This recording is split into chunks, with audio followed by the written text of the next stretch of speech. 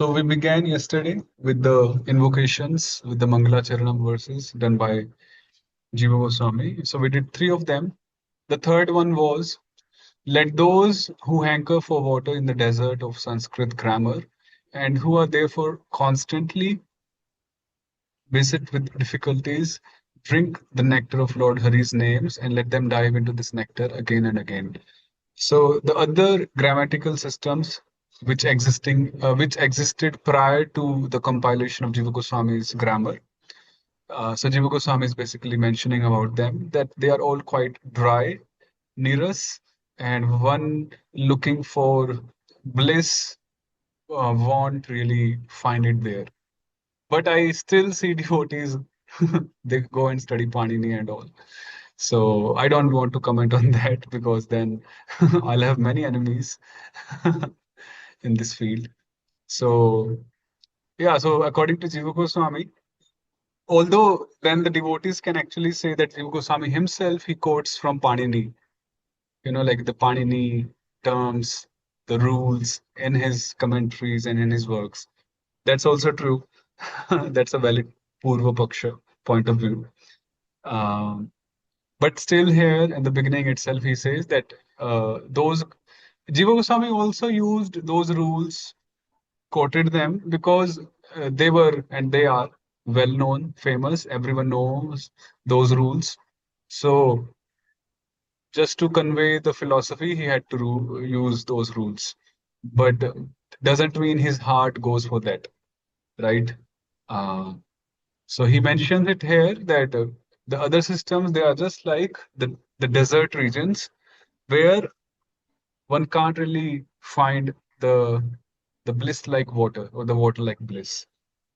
And if one really wants to attain the bliss, the nectar, then he come and he relishes it in the grammar, which is Harinama Amrita Vyakranam. So that was the intent of Jiva Goswami.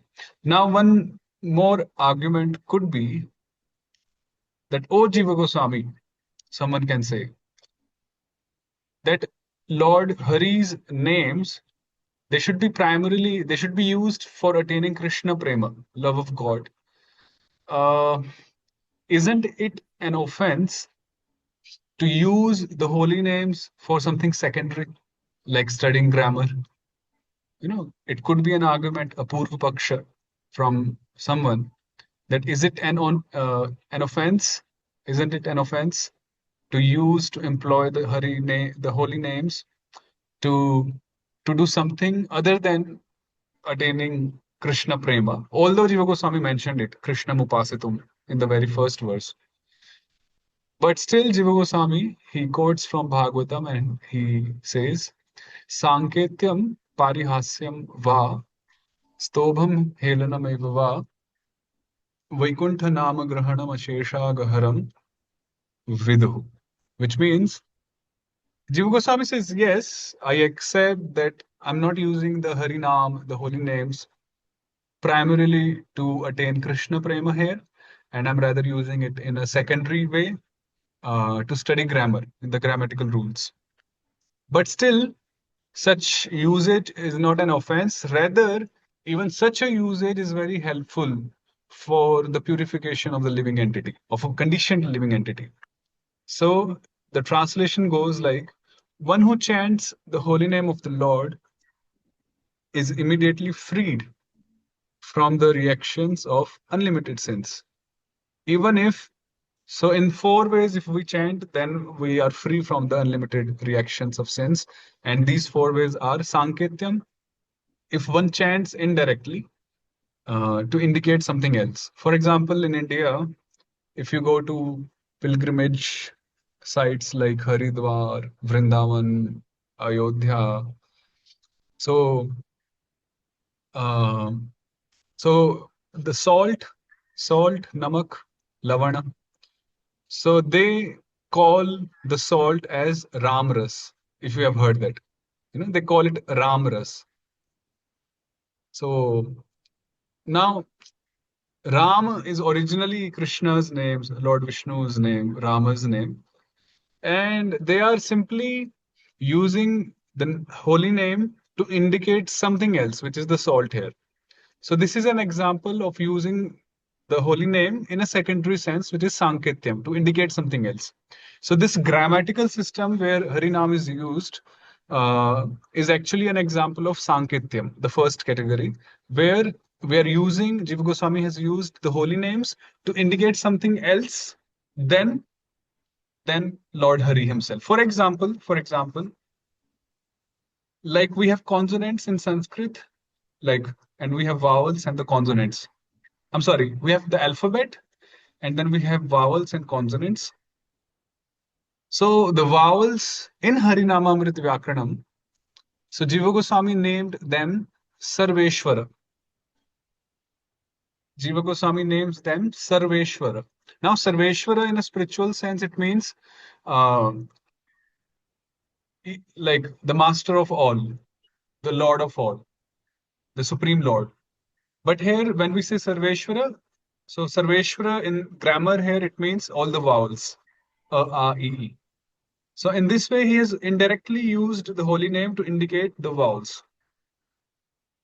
So Harinamamrit Vyakaranam is Sanketyam type of secondary usage. Second is jokingly if one chants the Harinam. Third, if one does it for musical entertainment. Or fourth, even if one does it, neglectfully. Helanameva. So one will be freed from all the reactions of unlimited sins. This is accepted by all the learned scholars of the scriptures.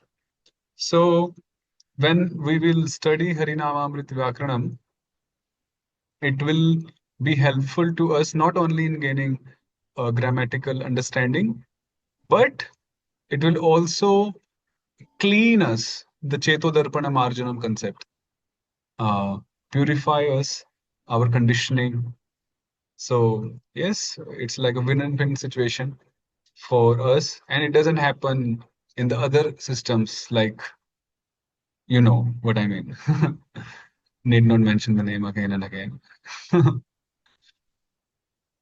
In Bengal, um, there was a Pandit, a scholar, and he was a devotee also.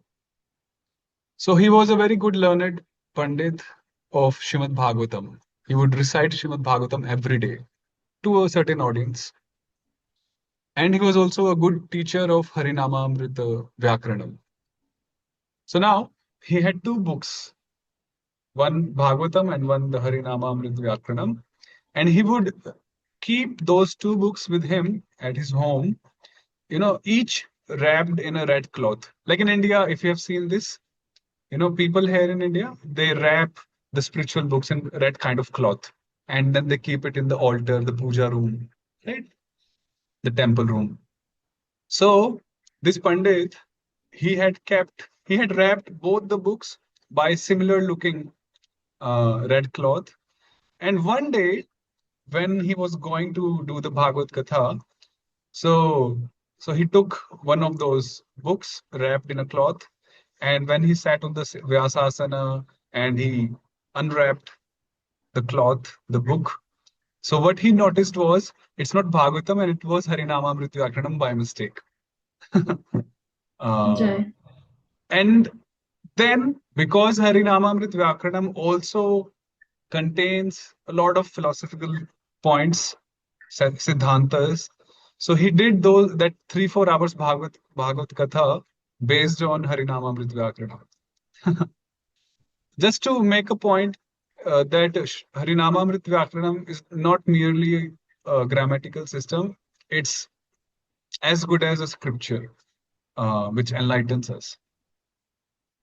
So here we are done with the Mangala Charanam and we invoke the mercy of Srila Jiva Goswami on this very day, on this very Muhurta, Kshana, the moment, so that by his mercy we can study um, his work, which is not really easy to study. Believe me, uh, the ratio is such, like personally, when I started studying, so we were 4 students who started studying together.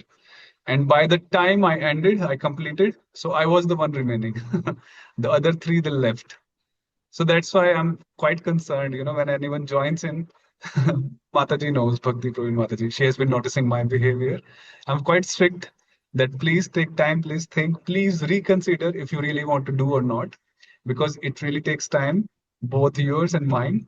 So yeah, 1-2 session, someone wants to come see how does it go, taste, that's fine. But if someone does something and then drops, then what happens is, being a teacher, we also start feeling kind of, affection, that like belonging for the students. So then it kind of hurt. So so that's why, yeah, rethink before any emotion is exchanged.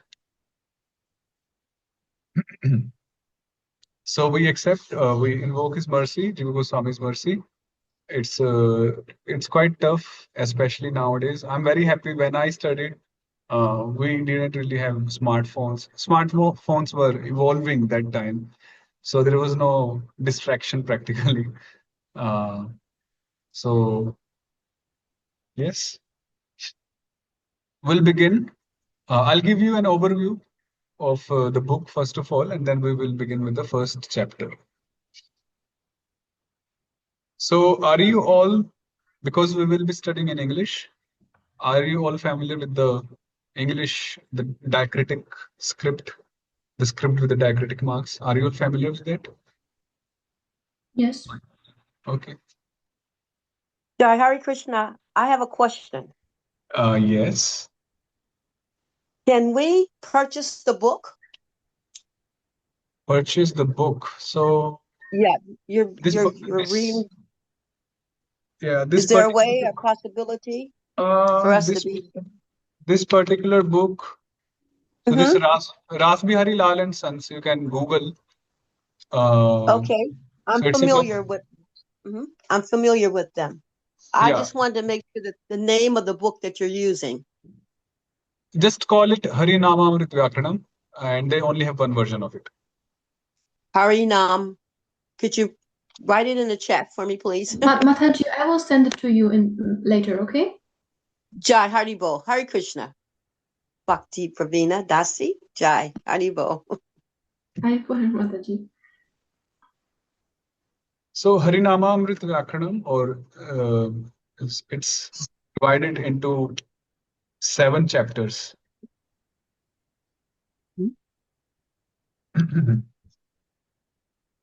Chapter 1 is called Sangya and Sandhi. Now, Sangya refers to definitions, where definitions have been given, terms are given. Then Sandhi means, uh, you can say, transformation of letters. We'll discuss it in detail. So this is the first chapter. Second chapter is about nouns. Third chapter is about verbs. And now second and third, they are basically declensions. Declensions means the word formations, where we learn how to form the words like Krishnaha, Krishnam, Krishnena, those endings, Krishnat. So we learn in the second chapter how to form them. We do not really learn the meaning, the usages, but how to just form them. Similarly, in chapter 3, we learn the declensions of the verbs like patati, patanti, vadanti, ityadi, and so on. So we learn the declensions of the verbs in the third chapter. Now, fourth chapter, we study the usages of nouns and verbs. The forms which we declined in chapter 2 and 3. The usages we see in chapter 4 for both the nouns and the verbs. Then chapter 5 is participles, you can say in English. Participles. Chapter 6 is compounds. Now this chapter 6 in Sanskrit, we call it Kridanta. Chapter 4 in Sanskrit, we call it Karaka. Verbs in Sanskrit we call it dhatu. Nouns they are called shabda. Shabda. Compounds in Sanskrit we call it samasa. And the last chapter is tadhita. You can say it like modified nouns. Shall I give an example of each, just for better clarification? Yes, please. Yes, bro, please. Okay, I'll begin from bottom. So modified nouns, example could be something like this. Let's say we have the name Pritha. Pritha is the name of Kunti Maharani, another name of Kunti Maharani, the mother of the Pandavas. Now, Pritha is one noun, and let's say I want to say the son of Pritha. The son of Pritha. So then it will become Partha. It becomes Partha. So if you see the words are the same, Pritha, Partha, they are similar, just little change, some little change in a word or two. So this is called a modified noun because this was one noun meaning something else, and this is a modified noun from the very first word, and it means something else. But it came from Pritha only. So this is done in the 7th chapter. Similar things. From Kunti, we get what?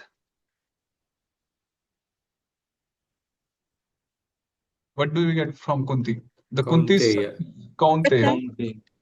Kaunteya. Kaunteya. Kanta. Kanta. Yeah. From Pandu, we get what?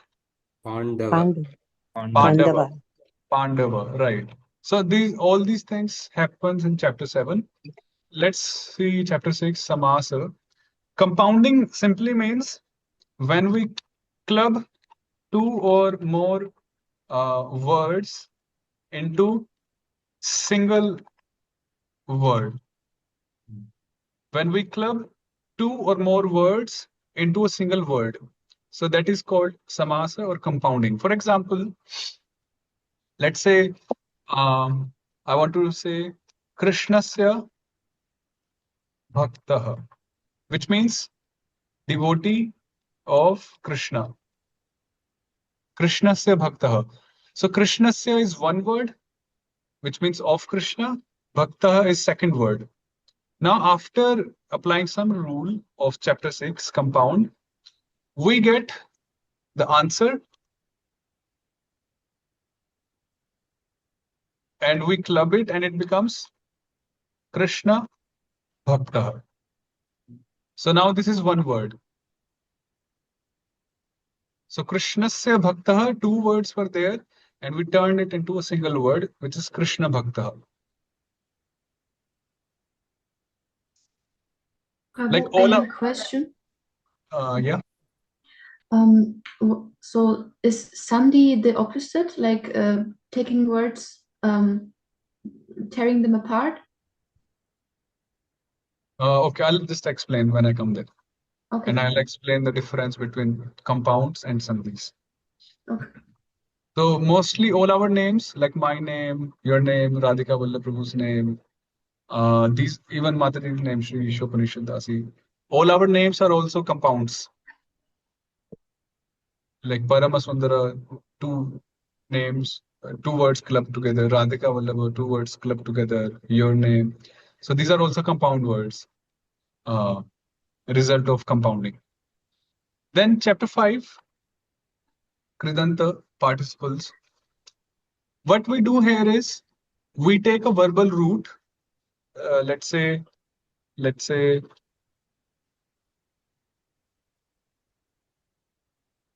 kri, which means to do. This is a verbal root stem, kri, which means to do, and then we insert a certain suffix, and then it becomes a new noun. It becomes a new noun. So krita means something which is done in past tense. It sounds like a verb, but it's a noun, technically. So this chapter 5 is actually quite important. We see a lot of usages in the shlokas everywhere from this chapter 5. You won't really appreciate it right now. So just this much is okay. Chapter 4 is theory, understanding about the usages of where we use the verbal forms, where we use the nominal forms, the nouns, like in which meanings, which tense, everything is explained in chapter 4. Chapter 3, like we have forms like patati, we have like divisions like tenses, numbers, vachanas, then person, first person, second person, third person. So all those things, the forms, different forms, we understand in the third chapter. And nouns, we know, we make forms here in chapter 2. And sandhis, what happens in sandhi is, if we have two words next to each other, then we join them through the concept of sandhi. So, for example, if we have these two words, Krishna and Arjuna, next to each other, by applying a certain rule, it becomes Krishnarjuna. So, both the becomes one single A. Becomes one single A. So, the difference between sandhi and samasa, sandhi and compound is, while doing sandhi, our focus is on the letters, like letter, the last letter of the first word and the initial letter of the second word. So we are just concerned with the letters, just transform them. They may or may not have a meaning.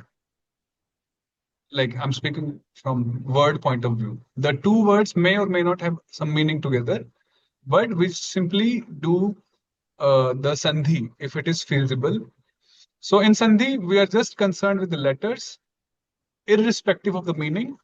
In compound, we join not the letters, but the words. We join not the letters, but the words themselves. And then their meaning is also important. They both should have some mutual meaning. So this is the difference between sandhi and samasa, compounds. Thank you Is it for clear? explaining that.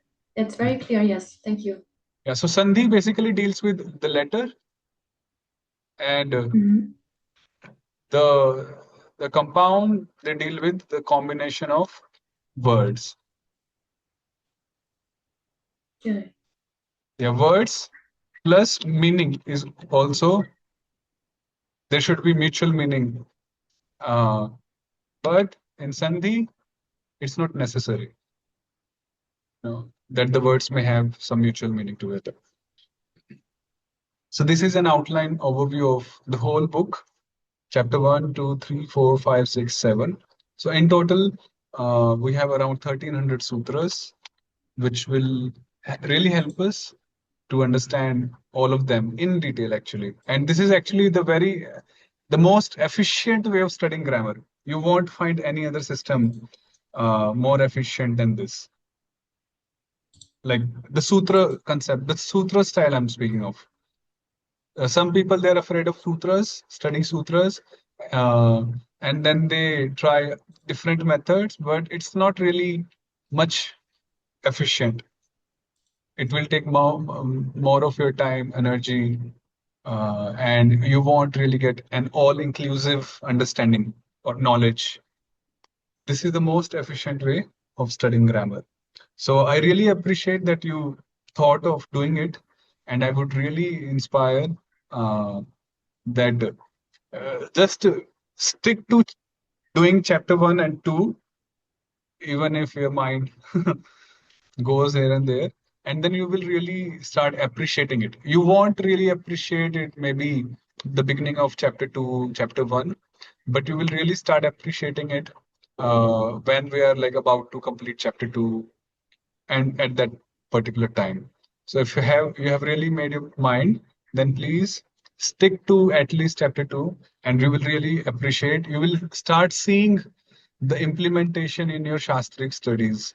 So when you will study the Bhagavatam, Bhagavad Gita, the verses, then you will be able to see, then you will have a greater vision at that time of seeing the same verse, the same shloka, but now with the broader concepts of the words, each word, the meanings, and everything.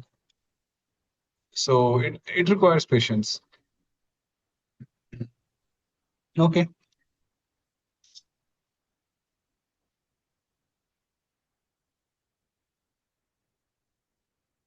So the first chapter, Sangya Sandhi Prakaranam. Prakarana stands for chapter. Like we have the word adhyay, right? Adhyay. So this is another word, Prakaranam, which means chapter. So Sangya Sandhi. Sangya means the terms, section, terminology. And Sandhi means phonetic combination when we combine the letters. So again, the first part of this chapter is about Sangyas. Jiva Goswami has given all the terms, and then he will do the second half of the chapter, which is Sandhis. So here we begin. The first sutra of Srila Jiva Goswami's Harinama Amrita Vyakranam. So this is the sutra. Narayanad Udbhuto Yam Varna Kramaha. You can all say. One after the other. Narayanaadbhutoyam varnakramaha. Kolahalena, yeah, together.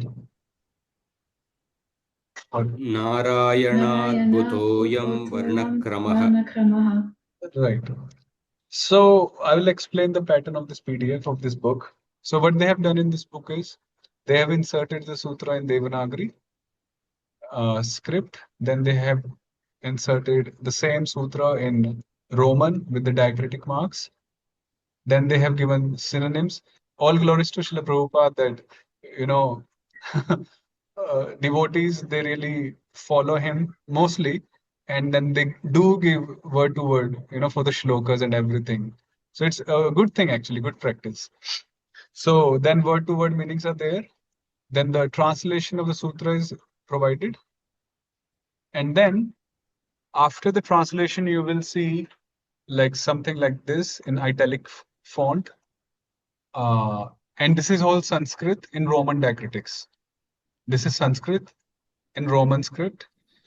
This is the commentary on the sutra, and it's done by Jiva Goswami himself. So now you will be thinking that, oh, generally the commentators are different than the author.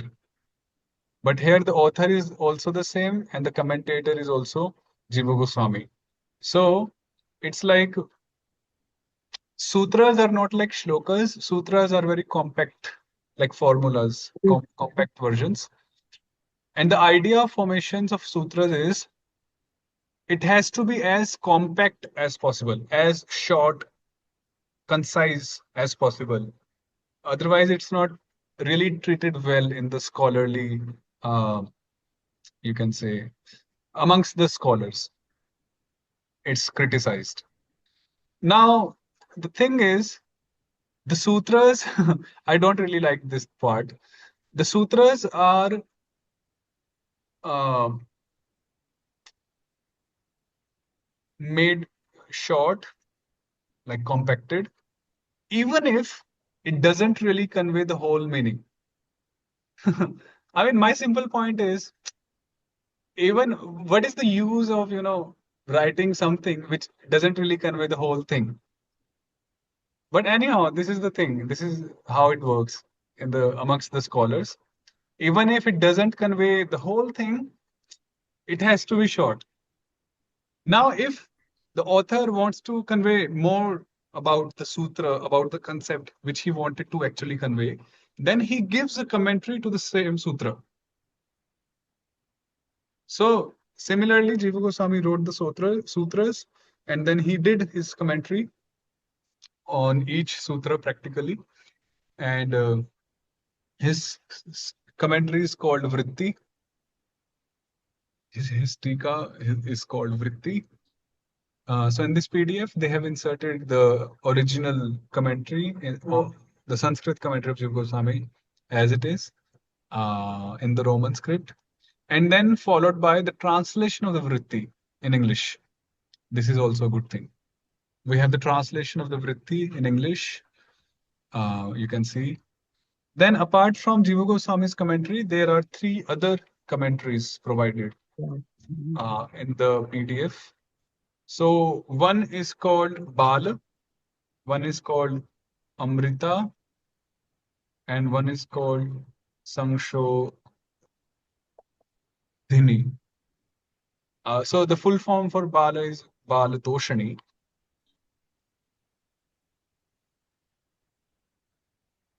They just write Bala, and the full name of Amrita is Amrita Swadhini.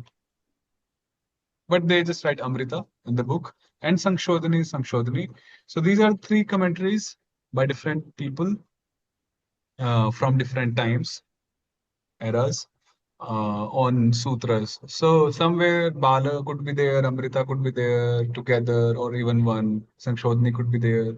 So it depends on the mood or the logics, the theory of the commentators. So those are also provided. So this Sangshodhani especially was done by Matsya Avatar Prabhu. After Gopi Pranandan Prabhuji departed, so Matsya Avatar Prabhu, he took care of the BBT Sanskrit school in Govardhan, which was later shifted to Vrindavan. And so Matsya Avatar Prabhu was the one who who wrote this commentary, and it's really good, very elaborate explanations of the sutras in a very simple way. So yeah. So in our study, what we will do, I won't really go through the commentaries. We will simply focus on the sutras and sometimes the commentary of Jiva Goswami. Apart from that, you're all free to go through the other commentaries if you feel like. So that was the pattern of the whole book for each sutra. Narayana Udbhutayam Varnakramaha. Jiva Goswami begins with the origin of all the letters, the alphabet in Sanskrit. So this series of varnas, the Sanskrit alphabet, appeared from Narayana. So he states Narayana to be the cause of all the letters. In Panini, they consider Lord Shiva's Damaru to be the cause of all the letters, the origin of all the letters. So according to them, when Lord Shiva blows his Damaru, plays his Damaru, then from Damaru, all the letters they come out, like origin. So there is a great discussion on that. But we all know that Lord Narayana is the root cause of everything. So even the Sanskrit alphabet appeared from Narayana. The English alphabets, I don't know, may or may not.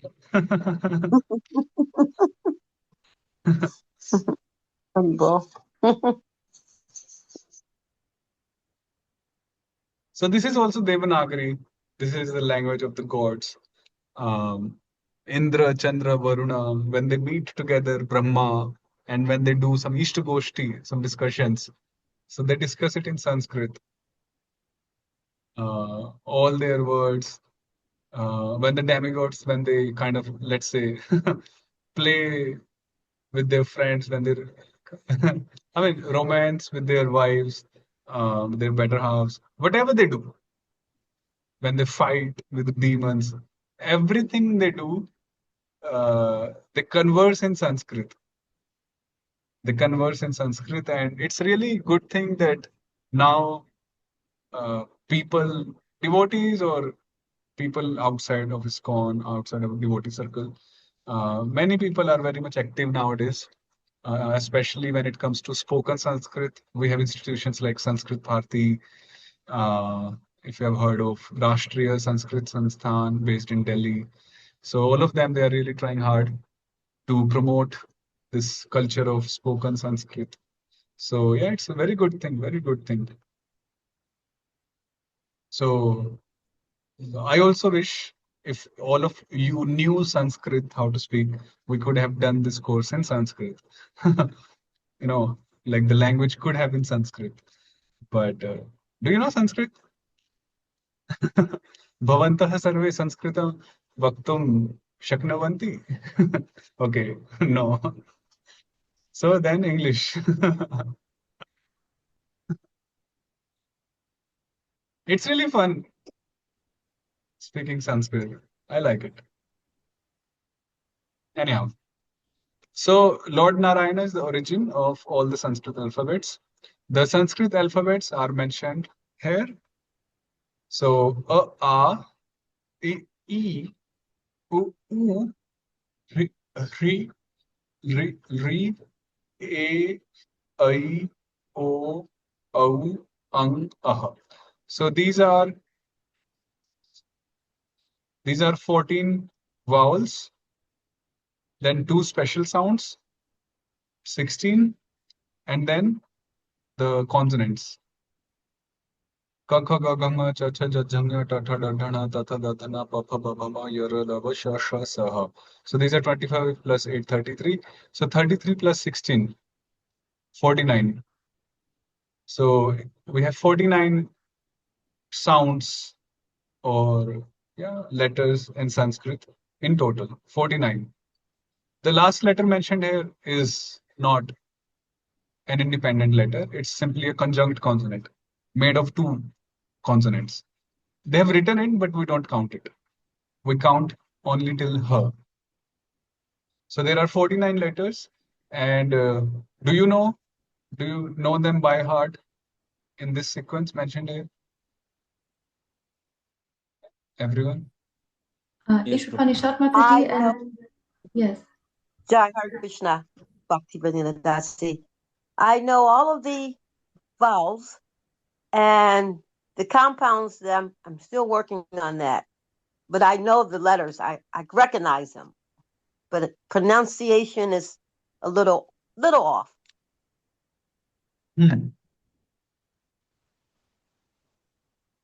What about Radhika Vallaprabhuji? Yeah, I know the letters. Yes. In this sequence, right? Yes.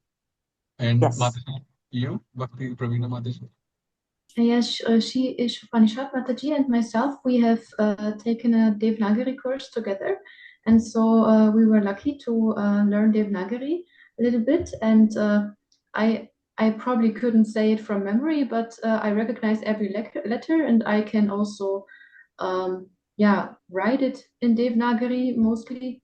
So in that way I'm familiar, but I would have to practice also the sequence again. Jai. And what about you, Shivanshu Prabhuji? Yes, Prabhu, I know. Okay. So, so your homework is, we'll stop here. Your homework would be to memorize these letters in this particular order, the sequence given here. This is actually quite important, the sequence I'm mentioning. So please memorize all these letters in the sequence given here. Second, you have to memorize the first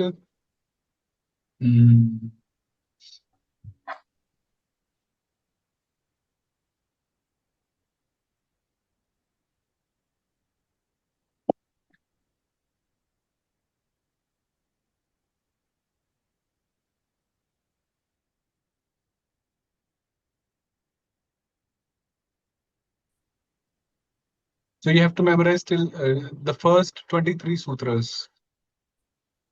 The first, the first 20. So you have like 5-6 days, right? Today's Sunday, and we'll have classes every Saturday and Sunday. So if you divide, per day, even if you divide per day 3-4 sutras, you will be able to do it if you are like quite scared of them. So I will just show you how to recite them. You can just listen. Okay. And for your help, in this PDF, in this very PDF, if you go to the last section, like the appendix, so the sutras are also provided there in sequence, which can kind of help you for memorization. Yeah, so it's on page number, so this is appendix 9, list of sutras. Page number is 863. Someone can maybe type in the group. So all the sutras are in sequence here. It can be helpful, for you to memorize. So I'll just pronounce them. You can follow. Narayanaad udbhutoyam varnakramah तत्रादौ चतुर्दश सर्वेश्वराः दश दशावताराः तेषां द्वौ द्वावेकात्मकौ पूर्वो वामनः परस्त्रिविक्रमः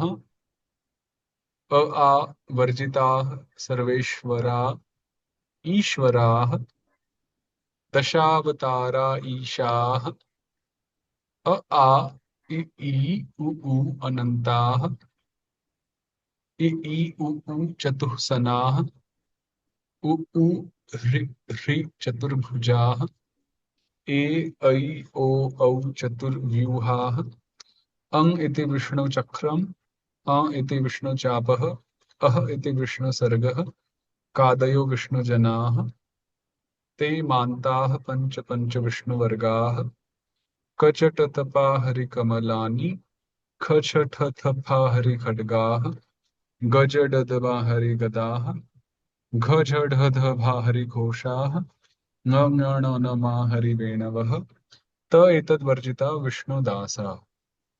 So till here, till Sutra 23rd, you have to memorize for the next weekend, for the next classes. And the rule I keep in my session is, first I listen to the sutras from everyone and then I teach. So until all of the students, they recite, I don't teach. So it's a group, and this is how my teacher taught me. So my teacher's rule was actually quite simple. He was like, I will teach as many sutras you will recite to me. So if I recited, let's say 30 sutras, 30, then he would teach 30 sutras. If I recited 2 sutras, then 2 sutras.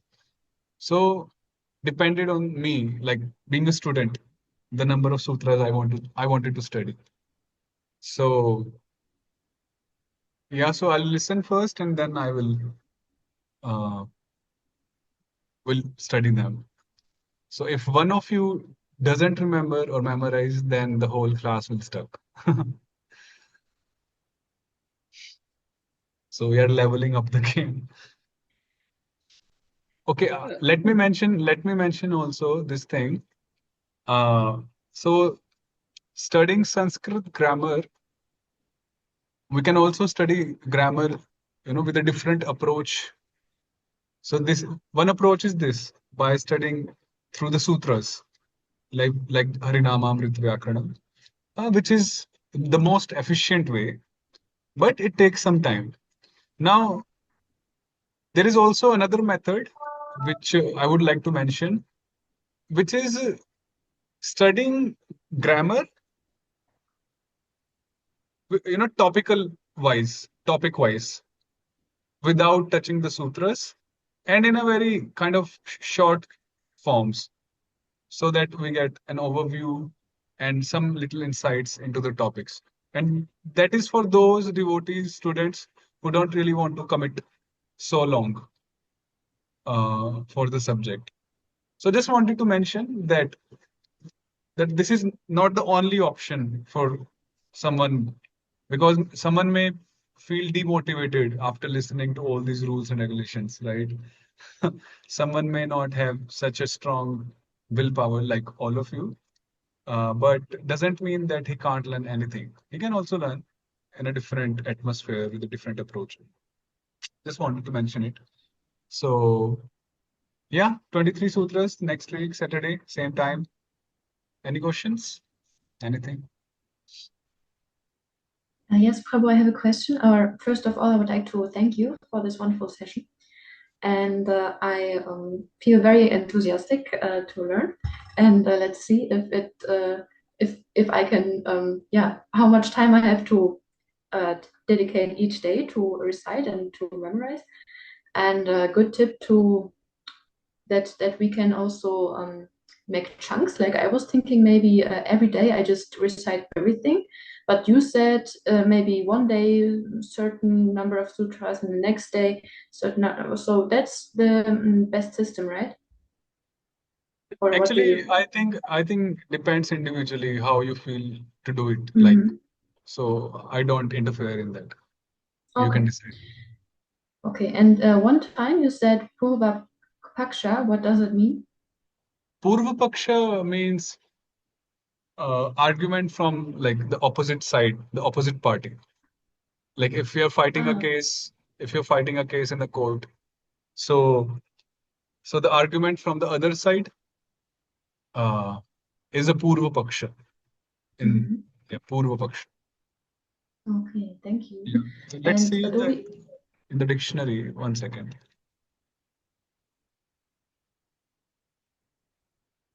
Hmm.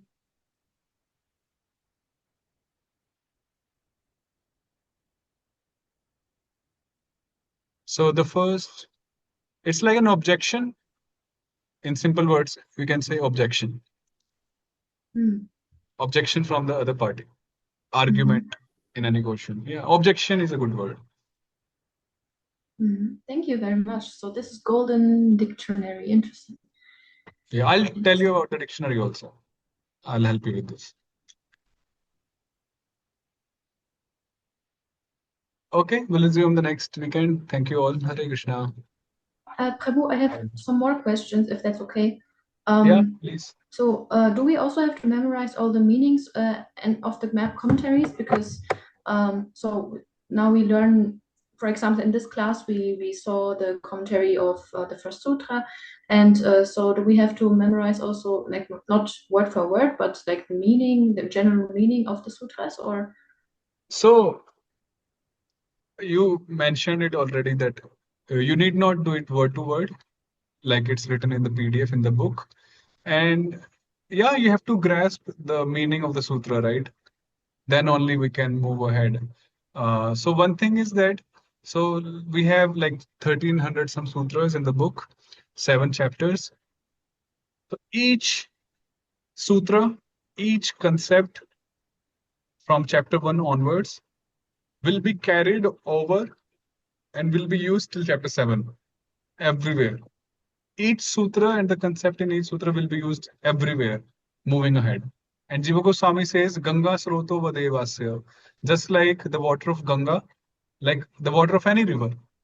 It begins from its origin, and then the same water, it goes through the whole, what do you say, the path, uh, you know, the riverbed, you say riverbed, right? Riverbed.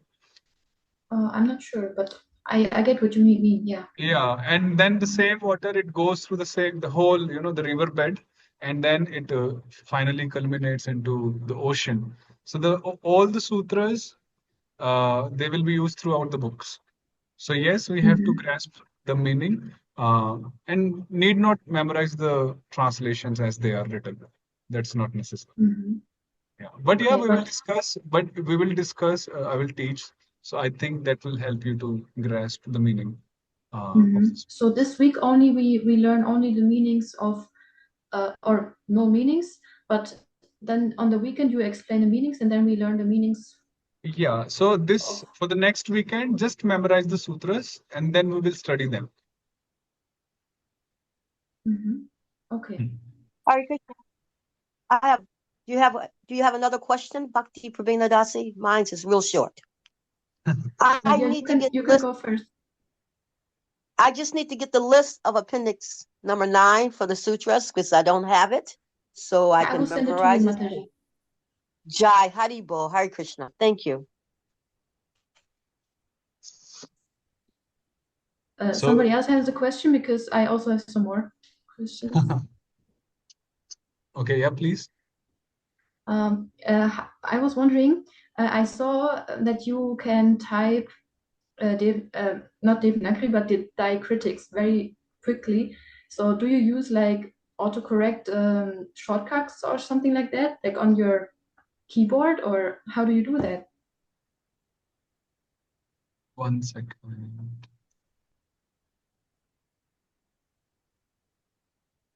So there is this software which I use, and Mhm. I have shared it in the group. You can download and use it. Okay, thank you. Very fun. Wonderful.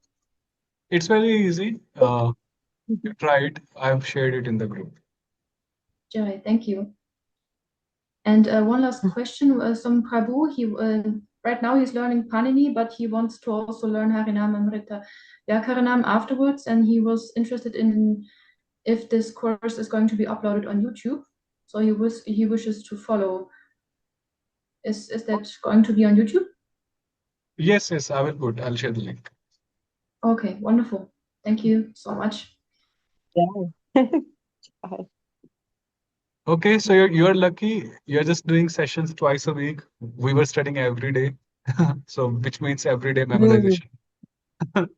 You're lucky. Oh, I have one more question. Haribol, Prabhu. Um, as far as paying you, um, I don't know if I have the access to be able to pay you from your bank because I'm in America. You pay Mercy. Prabhu, is it possible that you make a PayPal account? Because I also don't know if I will be. You said something with Wise transfer, but I mean, Right. you can figure that out because I mean PayPal and everything I don't use. okay, I'm old-fashioned, young. Right. okay, we will find something out. You can. Well, Anyhow, I I mean, will find another devotee usually made payments for me because he had accounts in India. So maybe I'll be able to use that anyhow. process. Okay, I mean, you study first. You memorize sutras. We'll see Okay. then. Haribol. Hare Krishna. Hare Hare. Okay, thanks all. We'll resume the next weekend. Same Okay, day. Hare Krishna. And Haribol. thank you. Hare Krishna. Thank you, Radhika Thank you. Hare Vallabhji, Krishna. for the Zoom account. Thank you. Yes, Haribol. thank you. Hare Krishna. Hare Krishna. Hare Krishna. Hare Krishna.